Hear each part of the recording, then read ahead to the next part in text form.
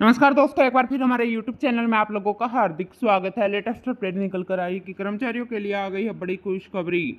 Pension 30% से बढ़कर 50%, न्यूनतम पेंशन 15,000 रुपये। सुप्रीम कोर्ट ने केंद्र सरकार को दिए बड़े आदेश। तो दोस्तों, हम आपको सब डिटेल में बताएंगे कि पेंशन में बढ़ोतरी से कर्मचारियों की सैलरी में कितनी बढ़ोतरी होगी। अगर आप हमारे चैनल पर फर्स्ट टाइम विजिट कर रहे हो तो चैनल को लाइक कर दीजिए, सब्सक्राइब कर दीजिए, साथ ही साथ बेल आइकन को भी बजा दीजिए ताकि गवर्नमेंट या पेंशन से संबंधित जितने भी न्यूज़ आती हैं उनकी नोटिफिकेशन आप लोगों के पास तुरंत पहुंच सके। तो करते वीडियो को स्टार्ट बिना किसी देरी के। दोस्तों, अभी के नियम के अनुसार कर्मचारी जब रिटायर होते हैं तो उनको उनकी अंतिम बेसिक का 50% पेंशन के रूप में दिया जाता है और यह पेंशन 9,000 रुपये से कम नहीं होनी चाहिए। वहीं पे फैमिली कमीशन की बात की जाए तो कर्मचारियों की सेवा के दौरान जब मृत्यु हो जाती है तो उस केस में पूरे 10 साल तक कर्मचारी के अंतिम बेसिक पे का 50% पेंशन दी जाती है, जिसके बाद 30% पेंशन राशि दी जाती है और ये पेंशन भी 9,000 रुपये से कम नहीं होती। कर्मचारियों की सेवा में रहते हुए मृत्यु होने के बाद उनके परिवार को पहले 10 साल तक बड़ी पेंशन यानी 50% के हिसाब से दी जाती थी, जिसके बाद 30% के हिसाब से पेंशन मिलना शुरू होता। उसी को लेकर सुप्रीम कोर्ट में एक जनहित याचिका डाली गई, जिसमें कहा गया कि जब एक बार 50% के हिसाब से पेंशन मिलनी शुरू हो जाती है तो 10 साल के बाद 30% करना न्याय संगत नहीं है।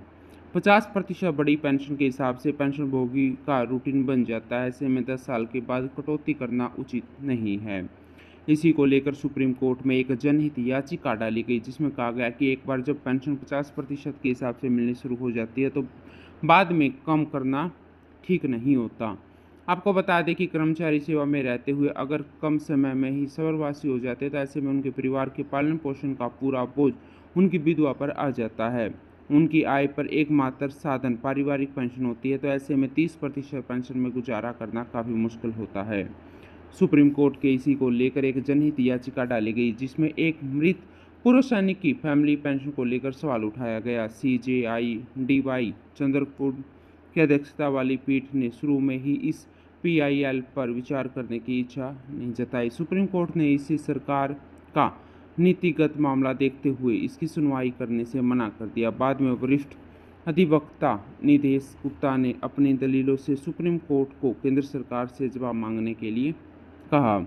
अपनी दलील में वकील ने कहा कि जब किसी पूर्व सैनिक की कम उम्र में मृत्यु हो जाती है तो उसका परिवार उस वेतन को भी खो देता है जो वह दूसरी नौकरी करने हासिल कर रहा था। रक्षा कर्मचारियों का अंतिम वेतन 50% के बराबर सेवा पेंशन दी जाती है। कर्मचारी की मृत्यु की स्थिति में विधवा या फिर आश्रित बच्चों को अंतिम वेतन के 30% के बराबर आधार साधन फैमिली दी जाती है।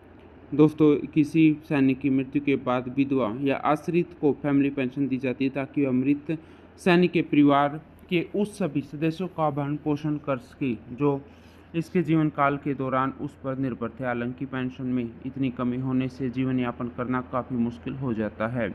याचिका में वकील ने दलील दी है कि सरकार की यह पेंशन नीति मनमानीपूर्ण और न्यायपूर्ण है, जो कि संविधान के अनुच्छेद 14 और अनुच्छेद 21 के तहत मरीज सेवा कर्मचारियों की विधवाओं और आश्रित बच्चों के अधिकारों का उल्लंघन करती है।